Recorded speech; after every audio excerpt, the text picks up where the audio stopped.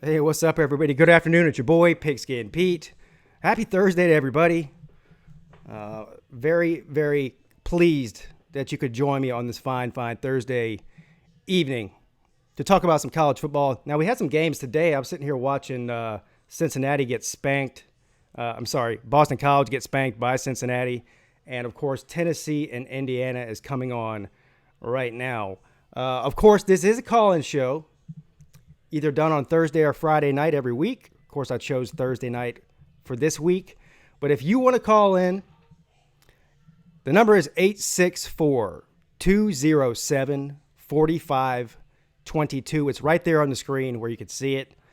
Before I get started here, Slim Shady Canes coming through the $5 super chat. To all the OSU fans complaining about the refs, I don't hear you complaining about them in the '03 Fiesta Bowl. This is a Miami fan, and he's bringing the heat to the Ohio State fans because of that controversial call that happened at the end of the championship game in '03. Thank you, Slim Shady. Nice Guy TV. How you doing, sir? $2 super chat from him. Listen, anybody who wants to call, this call-in show is driven by the callers. So, I'm on for about an hour. If you want to call in, you want to talk about your team, you want to talk about any of the bowl games, you want to talk about this national championship game. There's been a lot of LSU fans that have shown up on the channel in the past few days, which I appreciate. A lot of you guys are very reasonable people, but just like every fan base, a lot of you aren't. And so if you're a keyboard warrior, put your mouth to the test and go ahead and call and talk to me. If you just want to call and talk about the game rationally, that's fine too. Whatever you want to do. What do we have in this bowl season so far? What happened to the Pac-12? The Big 12. The Big 12 had, one bowl win? Both of their top 10 teams, which was obviously Baylor and Oklahoma, got spanked. I was a little bit surprised that Baylor lost as bad as they did to Georgia. Georgia completely dominated that football game in the Sugar Bowl last night. Georgia was missing like half of their team due to either suspension, weed, or grades, or just sitting out. I mean, it's unbelievable. But they spanked him anyway. So I know the ACC sucks. We all know that. That's been proven in this bowl season too, but not near as bad as the Big 12 showing in the bowl games. Let me see who's in the chat real quick, and then I'll see if anybody's on the phone lines. Coulter Gask, Andy Nikas, Edward Craven's in the house, Lucky Ticket. Doggies OSU fans are going to complain about the replays and moan until Jesus comes back. Clemson is your daddy. Yes, very well said. The Real McCoy, George Kolsch, Sonny Bass, Bobby White. How you doing, sir? Clemson Tigers, Little C7, Joshua Hayden, Tiger Nation, my man, Candy Jenkins. Good evening, good afternoon, good evening, good night, and all that. All right. What's up, Yardbird? How you doing, sir? I'm going to go ahead and check the phone lines here. And the rule on this call-in show is always the same. People don't want to call in, the show ends early. Pretty much that simple. This is not a pre-planned show with a lot of material I have written down to talk about. It's all based on the callers. Looks like I have a call on the line here. Good afternoon. You're on with Pete. What's up, Pete? It's DeAndre. How you doing? What's up, DeAndre? How you doing, brother? Man, I got a cold, baby due tomorrow, and all of that other stuff, bro. But it's all good. Awesome, man. What you got? Yeah, man. We put it on them boys from Ohio State. I've been hearing, I don't know how often you check out my channel, but I told them, I said, y'all need to stop whining and complaining. Y'all should have went for touchdowns instead of field goals. I mean, y'all had the momentum, and unfortunately, they lost it. And I still, I'm gonna be honest with you, I think that was a fumble, and that's just the honest truth about it. I mean, being a football fan, it was a fumble to me. I know if you slow it down, it doesn't look like a fumble. It doesn't look like it looks like a fumble, but if you watch it in real time, it's not a football move, but it looked like a fumble to me. But we still should have scored touchdowns instead of field goals when you had the advantage. Ohio State should have. Yeah, I So, mean, I'm with you. I'm with you. I can see why the no call or whatever, or the reversal of the call could be called either way. If they would have called that, let that play stand as a touchdown, I wouldn't have been mad at that. But no. it's so subjective, that whole thing. I mean, what do you determine having control of the ball and all that? I don't know, but it is what it is. But like you said, they had their opportunity. They were up with 3 minutes to go in the game. They blew a 16-point lead in the first half. Listen, bad calls happen in every game. There's a lot of missed calls on both sides. It is what it is. Two great teams, by the way. And the funny thing is a lot of these LSU fans, and I don't put all LSU fans in one basket, because I got a lot of people telling me or asking me to say, hey, man, we're not all like that. I know this ain't my first rodeo. Okay, I've dealt with a lot of fan bases here on YouTube over the past couple of years. I know not everybody's an idiot. But the thing now is, the whole thing all year was Clemson don't play nobody. They haven't been tested. They're going to get exposed. Well, they beat Ohio State, who is outside of Clemson, in my opinion, the most complete team in the country. And now what the LSU fans say is, well, Ohio State's overrated. They're not any good either. So according to them, some of them, LSU is the only good team in the country. Everyone else is overrated, so it is what it is. Yeah. Champion. Well, the thing when I look at LSU is that they're saying their defense turned around, but Texas A&M offense wasn't playing that good. Clemson, I know everybody said, well, Clemson going to beat them 24-10. We all saw the garbage touchdown. That I like what you said one time. They were probably betting on the game. That's why they waited to 1 minute to score. The last 10 seconds to score. That's why they were calling touchdowns to get the over or whatever. But I'm about to say something else. But then they played Georgia, with Swift only carried the ball twice, which is their best offensive weapon, and they were missing one of their best receivers. So another receiver that I think he transferred out of Maryland was hurt, so he didn't play that game either. So they all basing this off of two teams that look terrible when the whole year they've been giving up a lot of offense yards to other teams like Ole Miss and Mississippi State, who don't have good offenses. So I look at it that way. Well, let me tell you one bad sign, Pete, and I'm gonna let you go. All right. Every year I win in fantasy football. With the buddies I play with, we put some money on the line. I win. I win a bunch of money. Clemson doesn't win a national championship since I've been playing it. And this year I won $1,000. So this is a bad sign, man. That's about the only thing I could take out of it. Well, here's what I'll tell you to do. Take that $1,000 and put it on the Tigers. I guarantee you'll win if you bet on the Tigers. Yeah, one of them, right? Yep. But, I think it's going to be a great game, and Burrows is a good quarterback.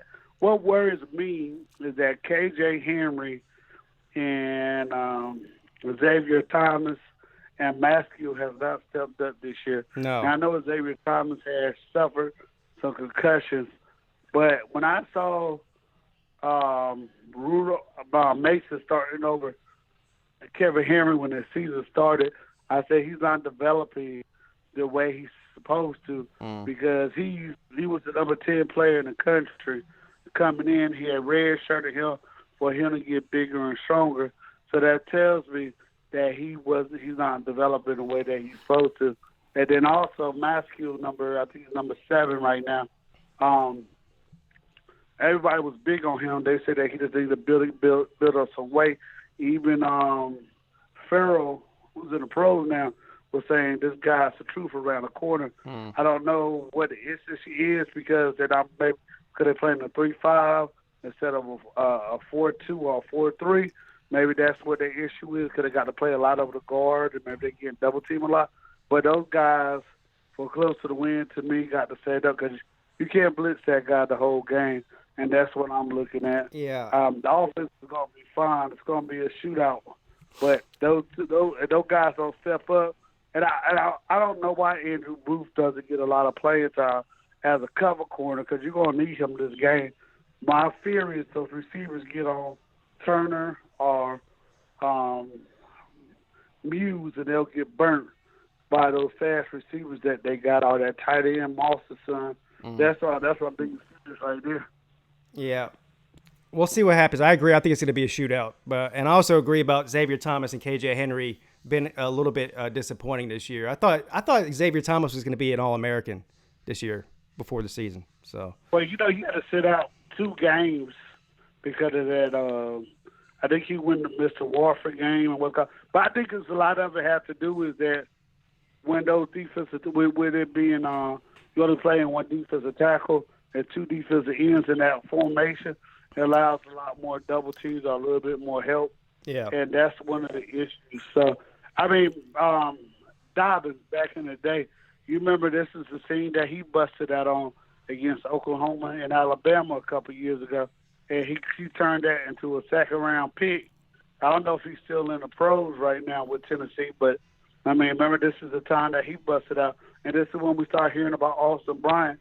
So those 2 guys, to me, got to get going. Yeah, I watched that Ohio State game, and Xavier Thomas is one of the reasons why Dobbs ran up the middle like that for that long run on the option. And, people make mistakes, but, I'm waiting for them 2 to bust out. Maybe next year when they get them other guys in that's ranked real high coming in, maybe that's going to push them. But they got to get it together before we have a chance.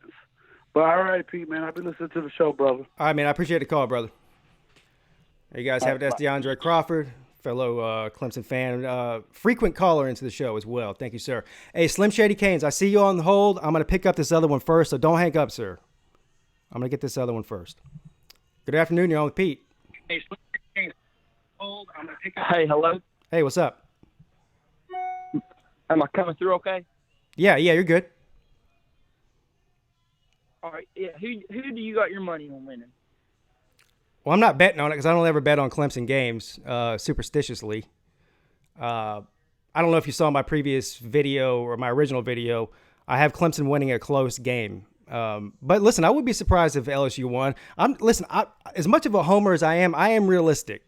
All right, these are 2 great teams, and I'm seeing all these people all over social media, all over my YouTube channel, hundreds and hundreds of comments talking about it's going to be 50-20 and 40-10 and all this other stuff. I don't take that seriously. I mean, what do you think? Yeah, shit. To be honest with you, I think they're both going to come in playing tough. But I would really like to see Clemson win because everybody's doubting them. And I just always root for the underdog because, I like the Cowboys, you see. And shit, we always get talked shit on and shit. Yeah. Do you have a favorite college football team? West Virginia. West Virginia. Honest. Okay. Yeah. We suck. Yeah. Yeah, we're kind of butt. Yeah. Well, you guys got a new coach. Hopefully he can get things turned around there. Shit, that's the same deal with the Cowboys. We're supposedly firing our coach. So. Yeah. But did you see how we came over top of you in the basketball? Any college basketball? Yeah, I mean, I haven't really started watching it much. I keep up with it a little bit. I'm not a huge basketball guy though. I don't like basketball either. I like football better, but we beat Ohio State, which is ranked 2. Yeah, I saw that. College basketball. Yeah. And I just thought that was an absolute win. Yeah, there's been a lot of top 5, top 10 teams in basketball lose this year to lesser talent teams or whatever. So there's a lot of parity going on in basketball right now. But I won't start watching basketball until football season's completely over, really. That's it. You see, that's what I do, to be honest with you, sir. I'm more into college football. That's what I like the most. And I watch a little bit of NFL, but... Yeah. Well, all right, man. Well, I appreciate the call. The most wonderful girl. Oh, yeah. Thank you, sir. Have a good one. All right, man. All right. I want to go ahead and pick up the call. I'm going to go ahead and pick up this call from Slim Shady Canes, and then I'll get to the 301 number that just called in. Just hold tight, sir. I'll be with you in just a minute. What's up, Slim Shady? How you doing, brother? I'm doing great, sir. How are you? I'm amazing and fantastic with you. Thank you for asking. What's up, man? Well, first off, as far as this national title game goes, I don't think it's going to be as close as you, but I don't think it's going to be a blowout like the Alabama game was. So, who are you picking? Clemson. Oh, okay. I thought you were going to say LSU for a second there. No. Honestly, well, being a Miami fan and a Tampa Bay fan, I've seen some pretty good defenses, and I know defenses win championships. Yeah, I agree. LSU's defense is nowhere near as good as Alabama's or Ohio State's. And as far as LSU's offense, honestly, I see a lot happening, pretty much the same thing that happened with Alabama and Ohio State's offense. They're going to probably move the ball as they want between the 20s, and then Clemson's defense is going to lock them down inside there.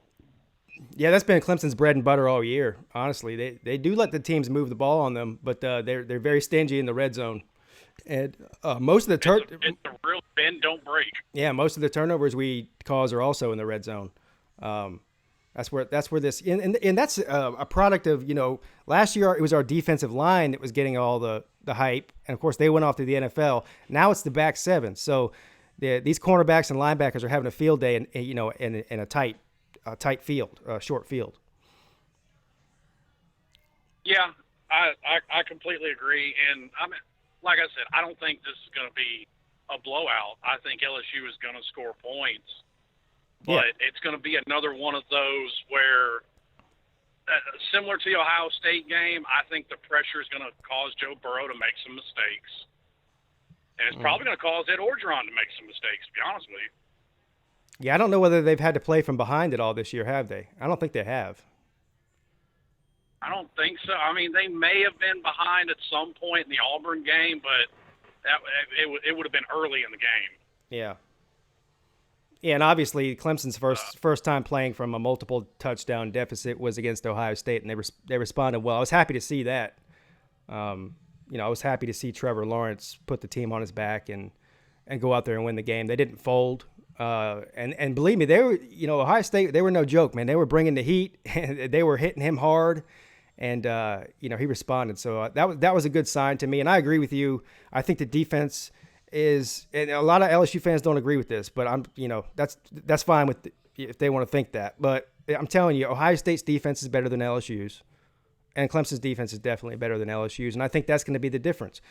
But this could be a game that comes down to, a turnover or something like that, or a special teams play, something like that. I think it's going to be close. I don't think you'll see either team, no matter who wins. I don't think you'll see either team win by more than a touchdown. I'd be surprised if that happened. I'm actually figuring 10-14. 10-14 points. Yeah, well, that'll be what Clemson wins by. Well, I hope you're right, sir. That's all I can say. I don't think so, but I hope you're right. I mean, listen, this offense from LSU is as good as we've ever seen. And now, a lot of people were saying last year, though, and last year does not matter. So the reason I don't bring that up in this conversation, but a lot of people were saying the same exact thing. Alabama's offense last year was the best offense in the country. They were setting every SEC record for passing yards and touchdowns and everything that LSU's doing this year. And we saw what happened there. Now, again, this LSU offense is not Alabama's offense from last year, and this Clemson defense is not Clemson's defense from last year. So I'm not saying the same result's going to happen, but, it's just something to think about. I mean, just because you have a prolific offense does not mean that you're just going to go out there and destroy everybody, especially when you're talking about going up against a team like Clemson, who's going to be the best defense you faced all year by a long shot. So. Well, and for the superstitious ones out there, I think Ed Orgeron may have brought a little bad juju on himself because I've watched LSU over the past 4 or 5 games, tried to catch up what I can of them. And I've been sitting here thinking to myself, and I was watching, I think it was me and my uncle were watching the SEC championship game together. And we're sitting there in the fourth quarter, and we're both saying to each other, why is Joe Burrow still in the game? Yeah. And I said to him, I would feel bad for Joe if it happened, but Ed Orgeron would deserve it if somebody got through that line and broke his leg. Yeah, I was surprised about that too. I was watching the game going, I can't believe he's still in there. I still don't know why they did leave him in there, other than to maybe, get him some sort of a record, or I don't know why they did it. But anyway, luckily he didn't get hurt. I don't like to see anybody get hurt. I want to see the best. I don't either. I mean, I want to see the best LSU team play against the best Clemson team, and may the best team win. That's the way it should be. Yeah, and just to turn the wheel a little bit to these, I'm developing a theory. I'm really starting to think the entire Miami Hurricanes fan base is completely delusional. These people are smoking bath salts on a daily basis. Damn. Yeah, I would have to agree with you. I stay out of that stuff because the Miami fan base is something that, I don't even want to get involved in all that. Plus, it's not my place to get involved in it. I mean, I can have my opinion. Well, but you guys fight. I see more infighting within that fan base than I do with any other team. Oh, there really is. And I mean, all of a sudden, I'm a Judas because I said during the off season, as optimistic as I was trying to be, I said the norm is when you bring in a new coach, you have a worse record than the year before. Yeah, that is normal. You're right. So, and all of a sudden, I'm a Judas and I'm a closet Georgia fan or whatever team they decide to throw out. And, they all want to fight. It's the rematch between Jesus and Judas. Yeah, well, I mean, you guys want to go ahead and fire every coach that does bad in the first year. You're going to have 20 coaches over the next 20 years. Yep, and they're sitting here listing all these guys they want to come in as offensive coordinator. And I asked one simple question I have yet to get an answer to, and that is what big name that you're throwing out would want to come here and be the third offensive coordinator in 3 years for this program? Yeah, it's a good question. Yeah, I don't know. You guys got a long way to go, man. Yeah, well, because here's how I see it playing out as far as next year. They may do a game or two better depending on who they bring in, but they're probably not going to win the Coastal because your team's not going to develop bringing in a whole new coordinator with a whole new system. And next year they're going to run Manny out. Yeah. And then we're right back to square one. It's going to be an interesting offseason for Miami, and I'll be paying very, very close attention. But listen, I got another call, man, so I'm going to let you go, but I appreciate it, brother. Yes, sir, boss. Y'all be good. All right, man. Take it easy. There you guys have it. Slim Shady Canes, one of my favorite Miami. Man, I got so many Miami fans that support the show here. He's obviously one of the main ones, but got a really good relationship with those guys. And it started off pretty rocky. Early on YouTube, I gave a lot of hell to Miami fans, and that's really how I attracted most of them to the channel in the first place. Good afternoon. You're on with Pete. Hello? Hello? What's up, man? Hey. It's McD 44. How you doing? Hey, what's up, McD? How you doing, brother?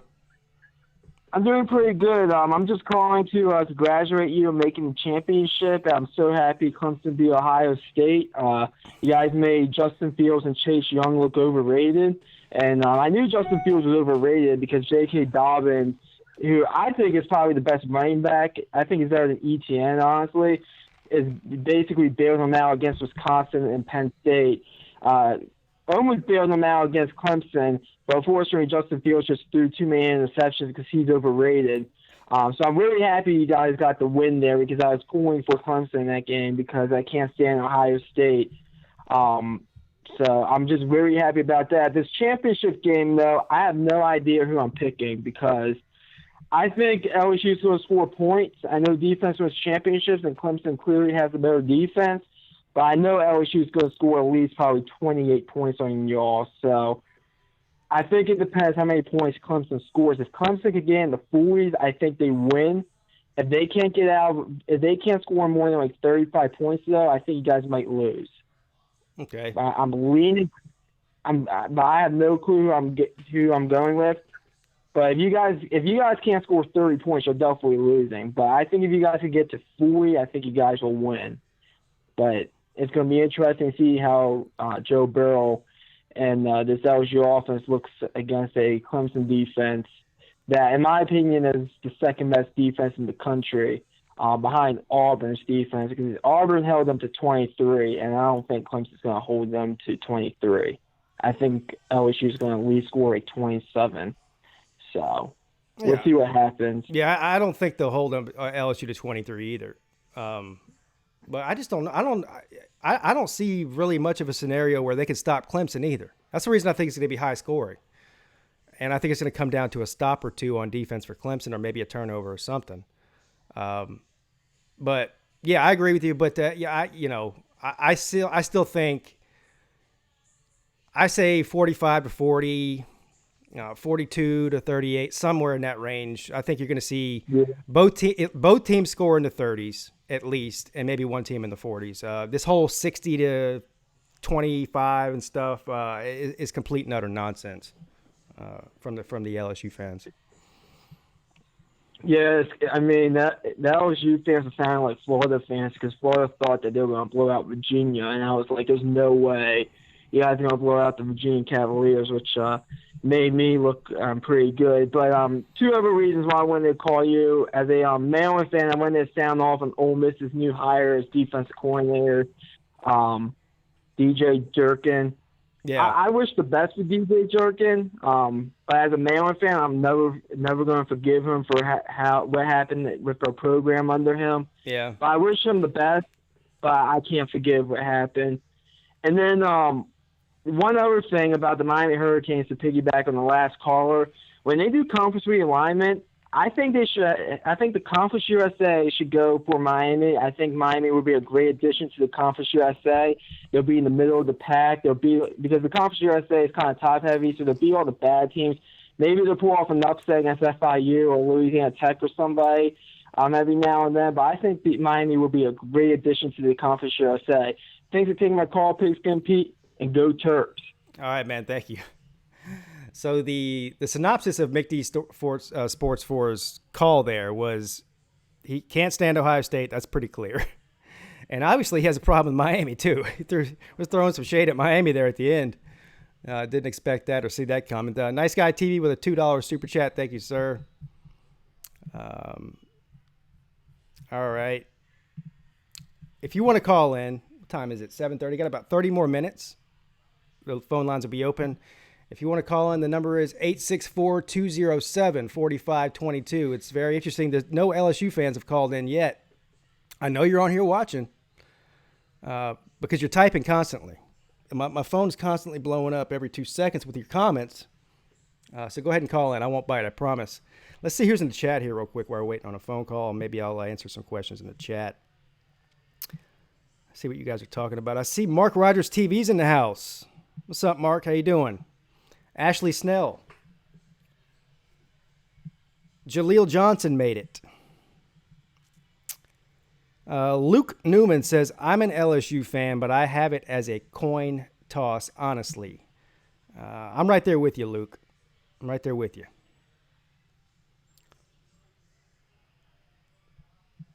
Joshua Hayden, letting Justin Fields go as a Pearl Harbor blunder.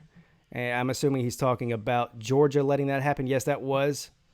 And it's got to be hard to be a Georgia fan right now. Well, for a lot of reasons. But, I mean, just the fact that they let Deshaun Watson get out of their state and come and win a title for Clemson. They let Trevor Lawrence get out of their state, come win a title for Clemson. And now they not only let Justin Fields get out of their state, but they had him on their team, and they let him get away. And he is up at Ohio State having a Heisman caliber type of year. So that's pretty rough. And does anybody know if Jake Fromm has said whether or not he's coming back for next season or not? I don't know. Honestly, I don't know anything about what they have behind him either, or who they recruited at that position. There's no chance of this being a low-scoring game. Well, I would agree with that, Luke. If Clemson does big, if hold LSU to 28, Clemson wins. I would agree with that.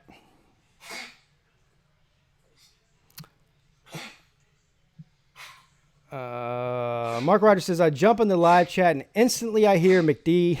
Huge surprise. This guy's relentless.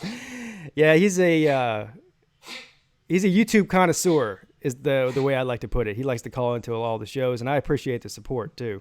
I'm not hating on that. Clayton Cragen. What if we do the unthinkable and blow out LSU when LSU fans think they're going to blow us out? Well, that would be amazing. I mean, I wouldn't count on it though. It's hard to blow out a team that has a prolific offense as LSU does. So I'm not predicting that. Which conference is sending officials to the game? I believe I heard it's the Pac-12. I can't 110% tell you if that's the case, but I think it is. I got 3 calls on the line here. Let's see here. I'm going to take them in the order they came in. If I don't pick up yours, then just wait a minute. I'll get to you in a second. I'll try to keep these calls under 5 minutes or under 3 minutes if I can. Good afternoon. You're on with Pete. Hello. Hey, what's up? Not much. It's Bennett Brabham. Is this the first LSU call? Yeah, you are. Awesome. Yeah. Well, I appreciate you picking. I saw your LSU video. I thought it was pretty funny and humorous, and good job on that. And I got a kick that you used my own comment on that video. Oh, did I? So I just want to give you thanks for that. Yeah, you used my name, and you actually said so funny. You're like, what is with these people's names? And I'm like, come on, that's a good name. What's wrong with my name? Oh, wait. Yeah, But, I remember now. Yeah, I do remember now. Yeah, and I was talking about like hearing in your voice on that first video you uploaded. Oh, that was. I was just fooling, just being being a fan, like not some of these other knucklehead fan. You know, that's what fan is short for, right? Fanatics. So you obviously got fanatics all over the place. Yeah. You know, we're not all like that down here, just as I imagine all y'all up there aren't either. Right. I do respect Clemson. I think y'all got a great team. I think it's gonna be a hell of a game. You know, I really think if I were to like point some like I guess factors to see the game go one way or the other, I really think Isaiah Simmons for y'all is going to be like the critical X factor on defense for y'all. If y'all slow down LSU's offense, I don't think it'll be stopped, but to slow them down and cause problems for them, because the way y'all disguise him, Venables is so good at mixing him between safety to linebacker and playing out of both. Like he plays the other position out of the other position almost. So real impressed with that player y'all got. I don't know if you want to say anything. I completely agree with that. He is the X factor in this game. He was the X factor in the Ohio State game too, as far as defense goes. I mean, you know, he's Justin Fields is a guy. You know, whatever people think about Justin Fields, he's not a turnover machine. He only turned the ball over as far as throwing interceptions one time all year. And and they use Simmons to disguise, and he can get from one sideline to the other in a flash. And that's what the one interception he had. That's exactly what happened. He started breaking on the ball right as Justin Fields started throwing it. He was at midfield, and he caught the ball on the side. I mean, we're talking about he was at the midfield to the hash mark on the sideline within 2 seconds. Within 2 seconds, and picked that ball off. So that's the advantage. He's definitely the most dynamic and most impactful player on the defense. So Clemson's defense goes as Isaiah Simmons goes. You're right. He has to have a big game to win. Yeah, well, another one, though, I was real impressed on the Ohio State game with two of y'all's inside linebackers. I can't remember the names. I believe 43 and 47 are the numbers. But, man, those guys were bringing some hits on Dobbins. And, you know, obviously he got shooken up in the game. And, I mean, that was a hard-hitting game for both teams. But I was real impressed, and I've watched a little bit of Clemson throughout the year, so I'm not entirely unfamiliar with y'all's team or anything. But those guys really impressed me with like I'm sure you know the names of them. I can't think of them, but you know, I think with Clyde Hilaire, our running back, you know, being not fully 100% going into the Peach Bowl, but not having to play much because we just took the Sooners off the schooner basically. You know, I think if he gets up to full health or close to it for the championship, you know, if the game like Ohio State Clemson translates to LSU Clemson, it's a hard hitting affair.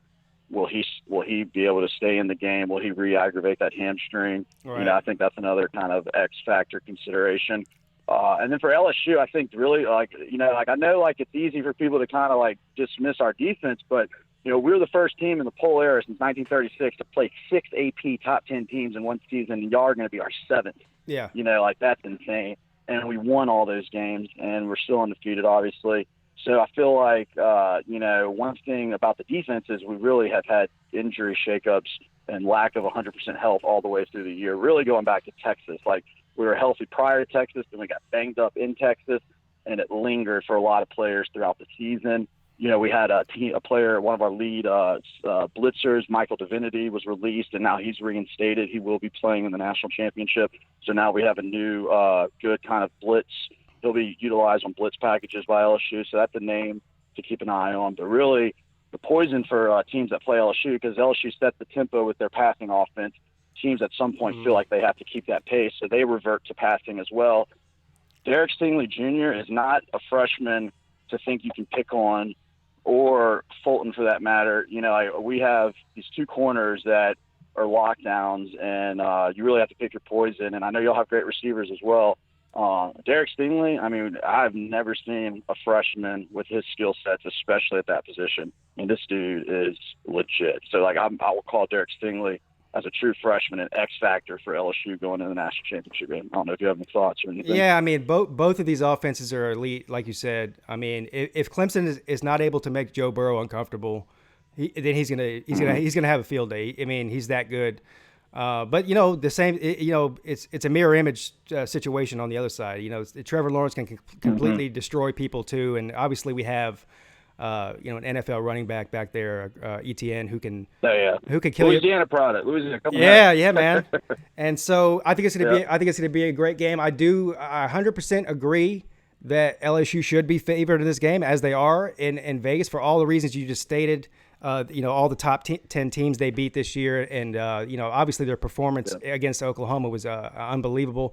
So I mean, they should be favored. Here's the thing: the reason I don't buy into the Clemson hasn't proven anything because of their schedule and all that is because we've been going through this for years, man. And at this point, Clemson fans are we're calloused to that whole argument because it's the same argument we hear every year, and it just doesn't seem to matter. So if you're an LSU fan out there, I know you aren't sleeping on them, but if you're an LSU fan out there, don't sleep on Clemson just because you think that the ACC sucks. You'll be disappointed, I promise.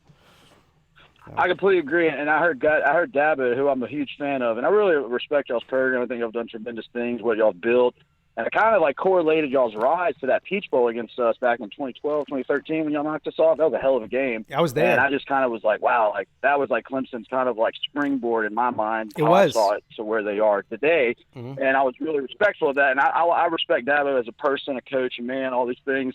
But he said in an interview, he told the media, I wish the media would stop talking about who we play and start talking about who we are. Exactly. And that would give those guys we play maybe some more benefit of the doubt. And I thought that was a tremendous, like, statement of wisdom that, like you're saying, like, when you're beating teams by 30-plus points in the last 7 games of the season, I mean, that's like Florida State in the 1990s when they were also playing kind of like, pushovers on the regular season schedule, but showing up in every bowl game and championship, and making and then sending guys to the league left or right, like y'all are as well. Yeah. Also, I think like up front, y'all are a little young, so if y'all can, if the young players on y'all's defensive line can play kind of out of their minds as young players who, like, the prospects for y'all's team is tremendous for next year and the following year because of how young the team is. But if I do make a prediction before I go, I'm going to say LSU 44, Clemson 31. I'm going to say that. I think both teams have a shot. I was saying to friends of mine that I thought Ohio State, Clemson, LSU, any of those teams could beat the other two.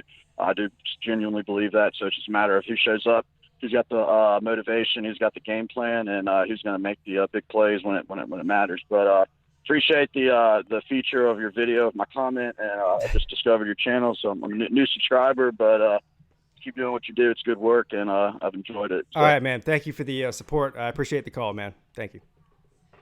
All right. No problem. Have a good one. Bye. All right, I'm going to pick up this one. I see Lamar Stevens is on the line as well. Hold on just 1 minute, Lamar. I'll get to you in just a second, sir. Good afternoon. You're on with Pete. What's up, Pete? Luigi Green in the house, man. Luigi Green, did you move yet? Yeah, man, I'm here in good old Jax. Awesome. But, hey, let me just start off by saying that guy said Florida State played pushovers in the 90s. We had to play Florida and Miami every year, and those are good teams back then. But, you know how many national championships they would have in the 90s? They didn't have to play them boys every year? Come on, man. Anyways. For all you guys. Man, Clemson, though, bro. For all you guys. Sorry. Boy's good. For all you guys that don't know before. God, Trevor Lawrence, a dog, man. Whew. This guy Luigi Green Hey, on the I line. ain't gonna lie. I'm kind of nervous, man. I'm highly nervous that Clemson's about to go 30-0. Y'all got a great dang chance, man. Whew. Well, I hope you're right. And Dabo Sweeney, man, I swear he's got tricks up his sleeves. At certain points of that game, it's like they had predicted what's going to happen, and they had these pre-thought schemes set up or something, man. That's how it felt, at least. Like, all right, they're going to do this, and they're going to mess up. We're going to do this right here, and we're going to capitalize, and we're going to score right there. Especially that last that championship drive that Trevor Lawrence they put together and went down the field and scored. I was like, dang, bro, they had that thing. They executed it real well. You could tell they had that thing pre-planned. But, well, I mean, they step up in the big moments. That's what championship teams do, and that's and when I tell people that I give Clemson the edge because of the experience as well, they say, oh, experience don't matter, this and that. It does matter. Because of moments, it definitely does. Because of moments like that in big games where these guys don't get nervous, and as a matter of fact, there's certain teams that play better when they're under pressure, and Clemson's been one of those teams for the past few years. Yeah, they done been on that stage, so they're comfortable being there. It's funny because in my friends group chat, my buddy caught it when the Ohio State got the ball back and they had the chance to score it in for the win. My buddy said, "I bet." Dude throws interception to seal this Clemson dub. Within a minute later, that's exactly what happened. I was like, dang, bro, should have bet. Yeah, no kidding. But, yeah, man, that's like you said, experience, because Justin Fields, he ain't been on that stage, and then, you know what I'm saying? He just wasn't up to the occasion. I don't know with the miscommunication there or whatever, but, yeah, man, Clemson's looking scary right now for that first 30-0 history-making back-to-back undefeated season championships, because, yeah, Alabama had undefeated season, 2011 and 12, or no, they had back-to-back championships 2011, 2012, but they had lost a game each season. So yeah, that's pretty crazy, man. That's crazy. If they do it, they will have earned it, but they got to earn it because LSU's great. So yeah, for sure. And then even if people like to say y'all played cupcakes, so we're in the ACC or whatnot. Whatever, dude, because, look, now y'all done beat Ohio State. That wasn't a damn cupcake. No. LSU, Ohio State, and Clemson, man. Those three teams, I've never seen since the college football playoff era started. I've never seen the three teams so neck and neck, so good. Yeah, there hasn't been hasn't been three teams as good as these three teams in that playoff era. You're right. And I do think LSU they didn't get lucky because they earned it, but having Oklahoma in that game, they didn't get beat up, Ohio State and Clemson were tooth and nail beating on each other, you know what I'm saying? Yeah, I mean that's like you said, that's not LSU's fault. That's who they drew, not LSU's fault, and they took advantage of it. Listen, LSU fan will tell you that they deserve to have that easier game because they've been playing tough games all year, so it's a trade-off, I guess. Yeah, I actually went back last night and watched the LSU Alabama highlights to see, man, let me see if these boys can really let me see what these boys are about. Because, I had, saw that all the offense and kept up a little bit with the games. I didn't really watch them too much. But I watched that highlight, and I was like, dang, Joe Burrow's a dog too, though, man. I saw where a D lineman from Alabama got behind him right before he was about to throw, and it ended up being an interception. And Joe Burrow tackled the dude and actually took him down right in front of him. I was like, dang, he's got some dog in him too. Oh, he's a baller, man. He's a baller. He's no joke. Yeah. He's definitely not somebody that is being taken lightly. I can promise you that. So LSU has to score, I think it's 40 points, give or take. They have to score I think it might be a little bit more than 40 points. I think it's 40 points. Let's say 40 points. They have to score 40 points to pass 2013 FSU as the highest scoring offense in a season. So, but that's in game 15. Florida State only had 14 back then. Right, exactly. But yeah, hopefully, whatever happens, please don't let them score 40 plus. I don't think that'll happen. It may. I mean, who knows? We'll see, but I don't think it'll happen. But yeah, man, I just want to ask you because nobody's gotten back to me yet. Who do you think? Because you're a Clemson fan, I know you got it in your head. Who do you think was better, 2013 Clemson or 2017 Clemson? I'm talking about the Clemson team that had the quarterback that transferred and they lost to Alabama. You're talking about Kelly Bryant. Well, the answer to that is yeah. I think Oh, that's tough, man. I think that probably 2013 was because we had Taj Boyd, Sammy Watkins, Nuke Hopkins, Andre Ellington. And you guys lost. Yeah. Exactly. Y'all lost to an 11-2 South Carolina, and y'all lost to a historically great Florida State team that year. And y'all actually beat a really good Ohio State team in that bowl game. Yeah. No, I think that 13 was a better team overall. I do, yeah. Yeah, that was a good team. If y'all didn't run into that crazy Florida State team, Lord knows, y'all could have went all the way probably too. Daggone, I was just asking because I was thinking because we were talking about the greatest teams of the decade, and, of course, 2018 Clemson's down 13, FSU up there for the top. And I was just thinking how I can make 2013 Florida State's resume seem better. I was like, well, we beat an 11-2 Clemson team, 51-14 in Death Valley. Yeah. That's a pretty good accolade. If we didn't play nobody, at least we got that, right? Yeah, that was a painful night. Don't remind me of that. Oh, God. Well, hey, look what happened. Y'all never got beat down like that ever since. Besides maybe Alabama 24-7 in the playoff, but that's not nearly as bad. No. All right, man. Well, I got a couple other calls to get to, but I appreciate the call, man. All right, Bubba. Be good, man. All right, thank you. Later. All right. Lamar is on the line. He's been holding for a while. Good afternoon. You're on with Pete. Hello. What's up, man? Hey, good afternoon. Pete, first time. Hey, I know who you are. I've seen you in the comment section a lot over the past couple of years.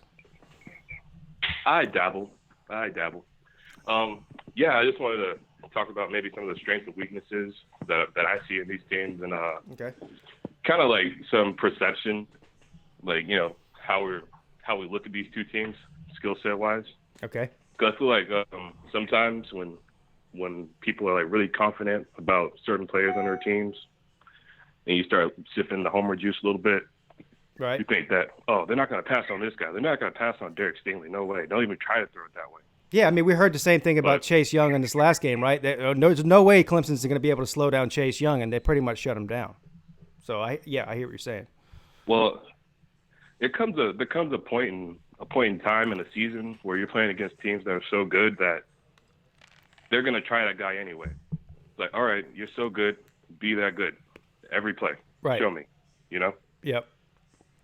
So, like, I definitely think that, Trevor Lawrence is going to test Derek Stingley and Grant Delpit and whoever is on LSU defense because he's got Justin Rogers. He's got, T. Higgins. He's got Travis Etienne and, Amari Rogers. Yeah. It's like his guys have big names too. So, when and then it doesn't mean, when a guy makes a big catch or if there's an interception, it doesn't mean the other player is a bad player. Big time players make big plays, but you got to play the game, right? Yeah, Clemson's offense is never going to be scared to go after a certain defensive back. They just don't operate that way. Now, when you have Higgins and Ross on the field at the same time, both these teams, because of the wide receiver talent on both teams, they're going to be playing man coverage all game, and you're not going to see any double teaming on either side of the football. So. Listen, the defensive backs might win some of those battles, but the receivers are going to win some too. It's back and forth, so it comes down to who can make more plays at the end of the day. But they won't shy away from going against the top corners, and I'm sure the same will be true for them as far as us. I think something that LSU runs into is all right, so LSU right now, after the Oklahoma game, they're number one in incompletions forced per game and completion percentage allowed per game. But I always have to tell myself, that's great, but you don't score points by breaking up passes or by making people throw bad passes. If you break up two passes and then on third down somebody scores a touchdown, so what about your stats? That guy didn't complete that many passes, but he scored a few touchdowns. And that's kind of what happens to LSU. There's a lot of statistics that line up well for LSU. It pretty much looks like it's hard to pass against them, but they give up big plays. If you keep knocking, eventually the door kind of opens. Yeah, and it's hard to. Again, it's just hard with the running talent and the receiver talent. You can't load the box. You got to play everybody man on man, a hat on a hat, and. Clemson's a big play team too. There's a lot of similarities between these two offenses. Both these, if you just look at the Ohio State game with Clemson, the majority of their points came off of big plays. I mean, you had 2 giant plays by ETN in the passing game, and you had that 160-something yard run from Trevor Lawrence. So those are 3. That's 3 of the 4 touchdowns they scored were all big plays. And LSU similar. They like to throw the ball down the field and score points quickly. So it's a lot of similarities between these 2 teams. Sometimes I feel like Clemson's kind of unpredictable with theirs too, because like who the hell expected Trevor Lawrence to be running a 60-yard touchdown? Like just when you think you got everything covered up. Yeah, man. Let's start with that. I'm actually not that surprised. I mean, he's faster than I thought he was, but I think he's been way underrated as a runner, especially this year. Yeah. Now on LSU's side of the ball, I think what helps them, kind of makes it easier for them on offense is how much tempo they use. Now, no, LSU is not the first team or even close to the first team to discover tempo, but they really like to try to dictate the personnel that the other team puts on the field. Yeah. Like Kirby Smart said himself, they ran 28 plays with the same people on the field. We couldn't sub. Like, I've got blitz packages, I've got things that I would like to do, but they're going at a pace where they, keep us vanilla. Yeah. Yeah, and Clemson struggled a little bit against Ohio State. They were running that tempo offense early in the game. They struggled a little bit with that. So that could be a key factor in this. What I saw what Ohio State did that was kind of bad was that Brent Venables likes to blitz, and he'll bring some guys in the box and he'll disguise it. So he'll have guys coming in and like some guys backing out going into coverage. But whenever Ohio State would try to max protect and like have a 7-guy protection, keeping the tight end in and keeping the running back in, that's Clemson blitzed the hell out of that. Yeah. Like they saw those guys staying in, not going in on routes, and they blitz. And when you do that, what happens is you only have like 2 or 3 guys running in the route, and then you force everyone to have to win their block. If anybody loses their block, quarterback's getting sacked, and he doesn't have anybody to throw the ball to. If he does throw it, it's probably getting intercepted. Yeah. And that's kind of what happened. Like anytime they went max protect, Clemson blitzed, and then it was just bad news. Yeah. Yeah, it's. That's not the only thing that happened, but it was. Every time I saw it, it was a failure basically, except for maybe once. Yeah. Oh, he's a tough guy to prepare for, man. So. All right, man. Well, I gotta get. I got a caller who's been holding for a while, and I'm definitely about to wrap it up soon. So I want to make sure I get to him. But thank you for calling in, man. All right, thanks for having me. Good night. All right. All right. Good afternoon. You're on with Pete. Hey, Pete. How's it going, man? Hey, what's up? Derek from Cincinnati again. What's up, Derek? How you doing, man? Pretty good, man. Just calling to eat my crow. I told you I'd call you and congratulate you. So congratulations on making the championship game and beating my Buckeyes. You did, and you are a man of your word, sir. I respect that.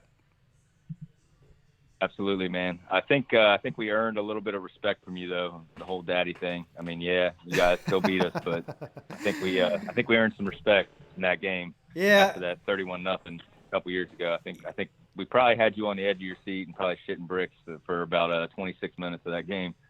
Yeah, I was. I think the emotion was more anger the first 27 minutes of the game. I'm surprised I didn't break something in my house. Honestly, I probably scared my neighbors with a lot of the yelling that was going on, a lot of the F word flying around. But listen, I already respected Ohio State going into the game. I knew they were great. I mean, I wasn't really surprised. I even said I thought it would be a close game that could go either way. And so I'm not surprised at how good Ohio State was. And Clemson very easily could have lost that game. So we were fortunate to get out of there, but with a win.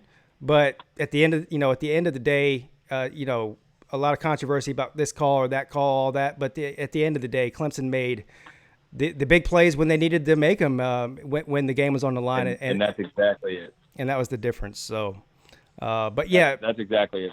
I mean, there's a lot of room for gripes, I feel like, for referees or missed calls or questionable calls in the game. I feel like there is room for that, and it is valid. But at the end of the day, Clemson went 4 plays, 96 yards, and scored a touchdown, and Ohio State went, 7 plays and 67 yards and threw an interception. So, it is what it is. You can't really fault the refs entirely, because at the end of the day, Ohio State still had a chance to win that game.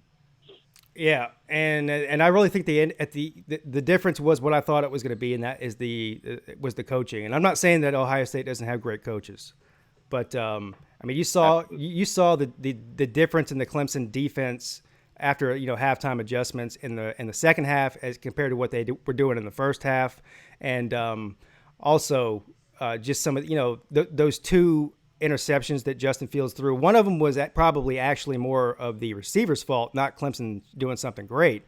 But the other one was completely fooling Justin Fields. And that, it's just some things that Justin Fields hasn't seen this year.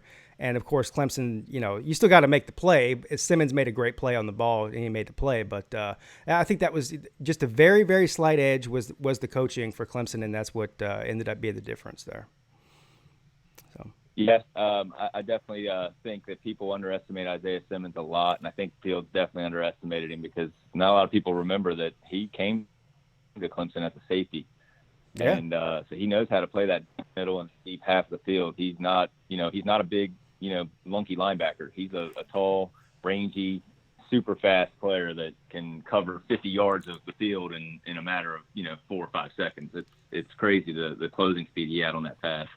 Yeah, he's an unbelievable linebacker. I mean, I'd say he's definitely the best linebacker, a different type of linebacker, but I can't think of a linebacker in the past 20 years that Clemson's had that's better.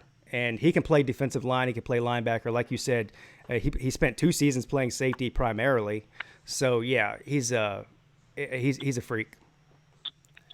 Well, so this game's been harping in my mind since it ended. So I'd like to talk a little bit about LSU and Clemson if we can, because I'm going to throw up. I keep thinking about this game.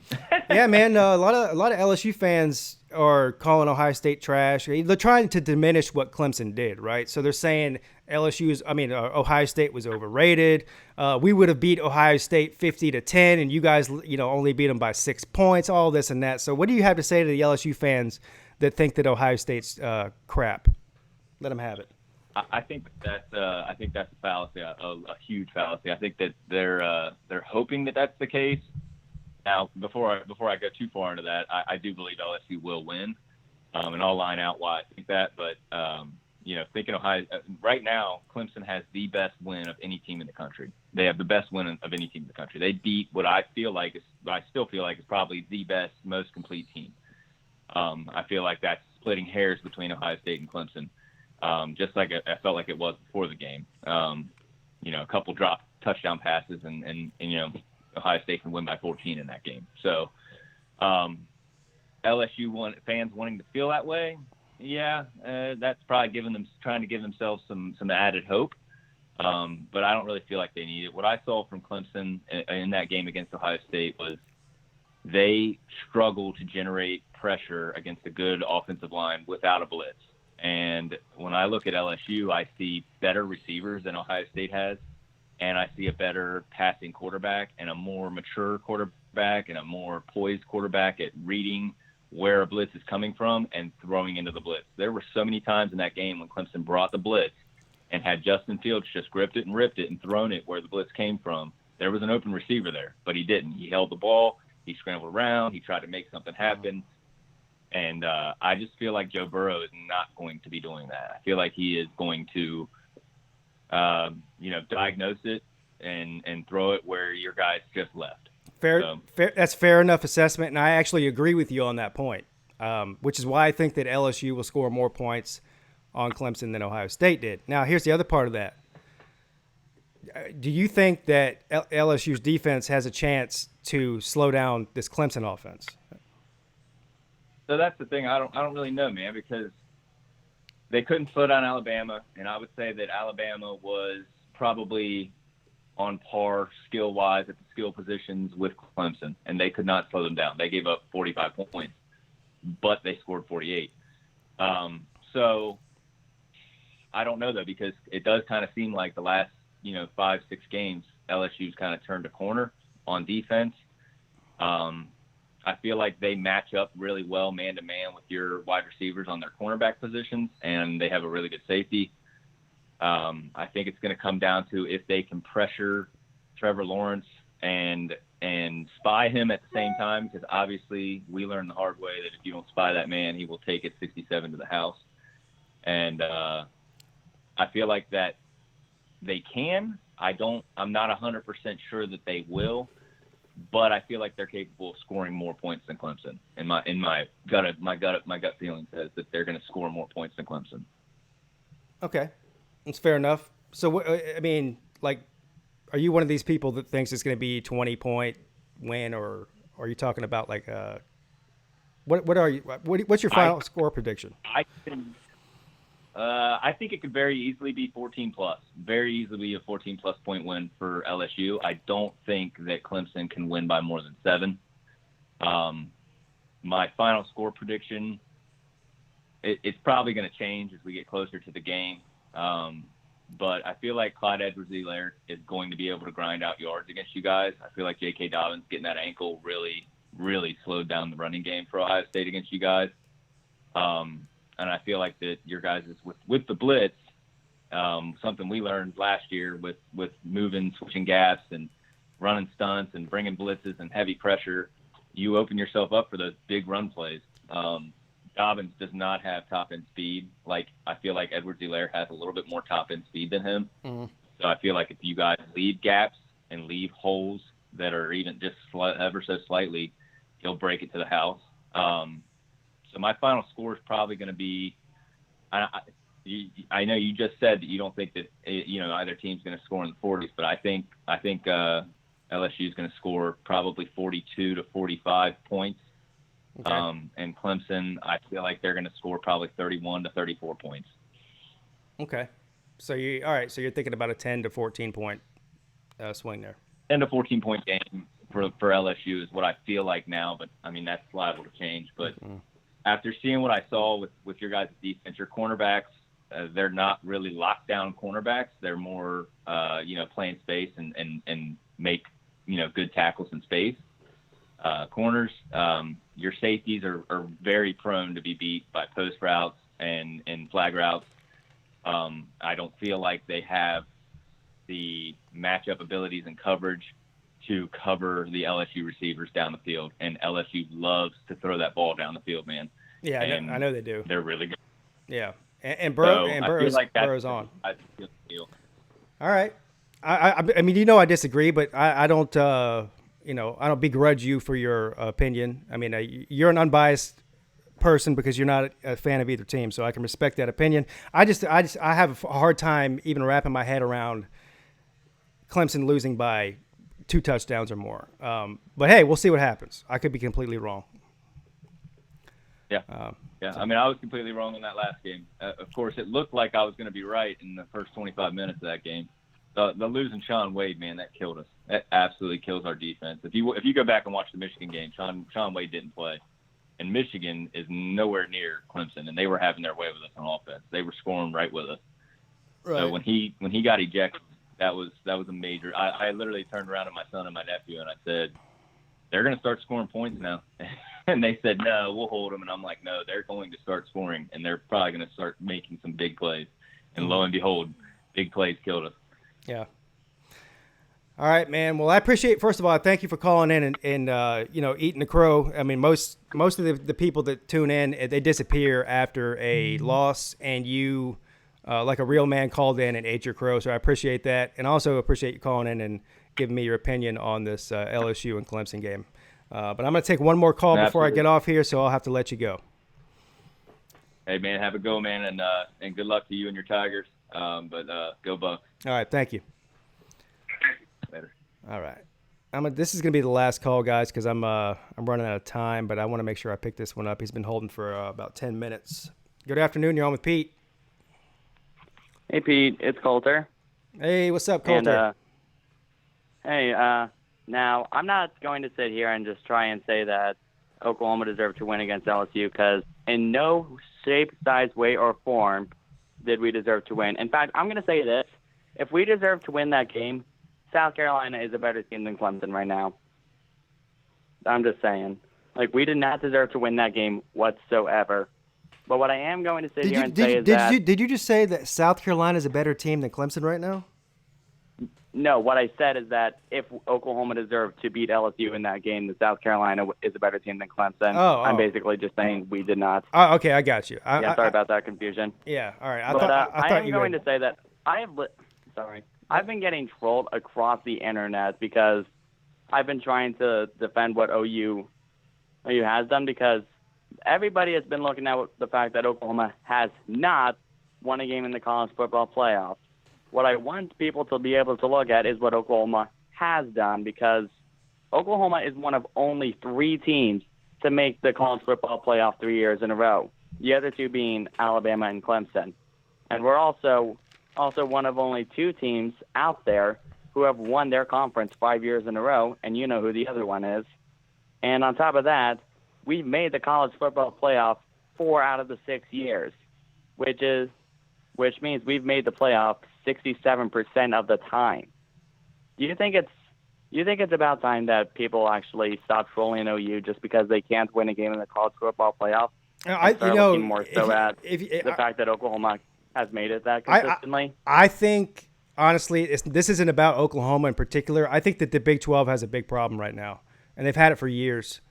And I don't know how to fix it, honestly, because they're not recruiting on defense. I'm talking about, not offense. Okay, you guys aren't recruiting as a conference as a whole, as well as a lot of the teams in the Southeast, whether it's the ACC or the SEC, and of course, a lot of the Big Ten teams. But how do you change that?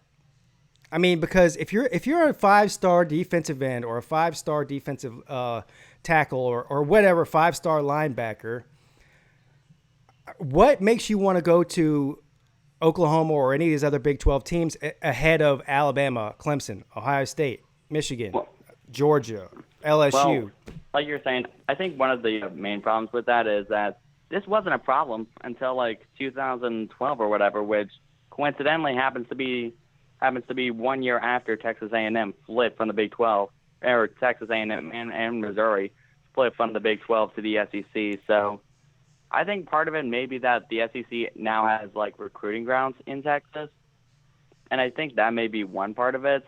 And I mean, Oklahoma did have a better defense this year than they did last year, and I don't want to hear any LSU fans saying that, well, we put up 63 on you when Alabama only put up 30 or whatever, because if you want to look at it number for number in the other games, Oklahoma had a better defense. It's just more so that, like, we were giving them more big plays against LSU than we were against Alabama. The problem is, yeah, they're a lot better than they were, but when you get into the playoff situation, you've got three other teams that are all going to have much better defenses than you, and that's the way it's been every time that Oklahoma's been in the playoff.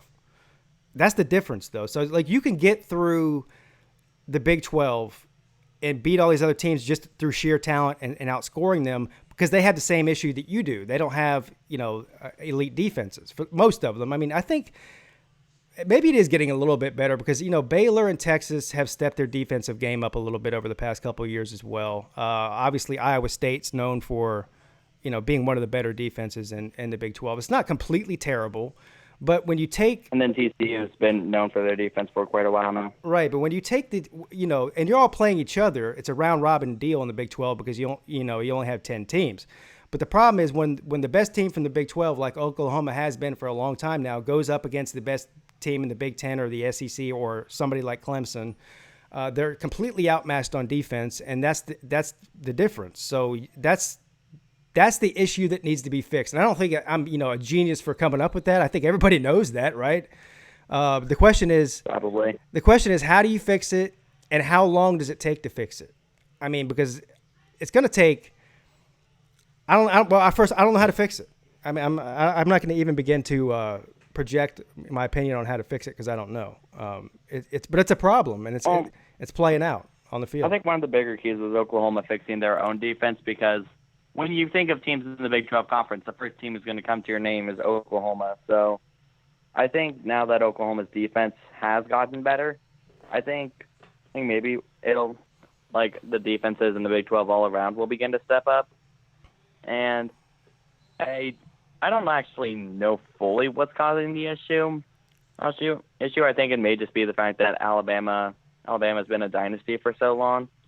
And, players these days, like a lot of the big star talents, like, they'll go to college for 2 years and then go right to the NFL draft, which I'm not a big fan of personally, because I think, like, if you stay in college longer, you'll get more experience, which will therefore make you a better player. But, hey, who am I to say? Yeah. I don't see it changing anytime soon. I mean, listen, Oklahoma earned their way into the playoff. Under the current system, they were a one-loss conference champion who beat a bunch of ranked teams, beat Baylor twice. But it's not, if it happens one time in the playoff, it's sort of you could say maybe it was a fluke, a bad year. But when you come to the playoffs 4 times and you lose all 4 the way that you do, then there's an issue there that has to be addressed. I think you know that. I also would say that part of it may just be the fact that we keep getting a bit screwed with matchups because LSU had probably as good a defense as us, and our offense was severely limited, and our defense was also limited because of suspensions and injuries. And I honestly will say that, and I'm not saying this because I think Clemson is a worse team than LSU, but I am saying that, like, it's a better matchup for Oklahoma. If we were to play Clemson in the first round, I think it would have been a much closer game, and Oklahoma may have even won. Well, that's not me saying that's not me saying that Clemson is a bad team. That's just me saying, like, it's a rock paper scissors game in a way, Yeah. All right. You lost me there. I don't think it would have been close, man. But anyway. Well, I mean, you guys our offense can put up points, but I will say that LSU just has an offense that's miles ahead of you, and without Ronnie Perkins, our defense was severely limited in the amount of pressure we could put on the quarterback. All right. And then we had one of our. All right. What? I disagree with the premise that Oklahoma's offense is miles ahead of Clemson's either. I mean, CeeDee Lamb's a beast. The comparison between Jalen Hurts and Trevor Lawrence is not even close. He's a one-dimensional quarterback. Oh. Yeah, whereas Hurts is able to kill you with his running game. Yeah, but he can't throw the ball. And that's definitely one of. Hurts can throw the football. It's just that LSU's defense, for whatever reason, was either outperforming or the Ole Miss game was just an outlier. Yeah. Well, you guys, good news is you got Spencer Rattler coming in next year. This guy can throw the ball. I know that much. Yeah. So anyway, but the bad news is we actually just lost Kenneth Murray because he's heading to the draft now. So we have to find a new defensive star. Yeah. Well, we'll see what happens, brother. I don't know what to tell you, but I got to go because I gotta shut the show down. But I appreciate. By the way, $10 at the Tigers win the national championship. By the way. All right, I'll take that bet. Go Tigers. You realize what I said? It's LSU versus Clemson. Yeah, that's why I said I'd take the bet. No, I'm saying I'm betting $10 that the Tigers are going to win the game. Yeah, me too. I'll bet $1 million that the Tigers are going to win the game. All right, man. Thank you for the call, man. All right, we'll see ya. All right. Bye. All right. Well, we had a little bit of everything tonight, folks, didn't we? At least we did have one LSU fan call in, so thank you to him. I'll do a call-in show again next week, and hopefully I can get some more LSU fans to call in before then. I'm sure I'll be doing some videos between now and then. It'll probably get them riled up, so keep an eye out for those. Who else did we have call? We had a Miami fan. We had an Oklahoma fan. We had an Ohio State fan. Thank you for calling in. So it was a very fruitful call-in show. Lots of people in the chat here. And obviously, because of the phone calls were back to back to back to back, I did not get a chance to acknowledge all of you or read all of your comments. So I apologize about that. But thank you all for stopping in, too. Thank you for the people that donated through Super Chat, Slim Shady Canes, and, of course, Nice Guy TV. If you're new here, make sure you hit the like and subscribe button and hang around. I promise I won't piss you off for at least a couple more days, maybe sooner. But that's it for me tonight, guys, and I will see you guys very, very soon. Have an amazing and fantastic night. Have an amazing and fantastic weekend. Pigskin Pete is checking out.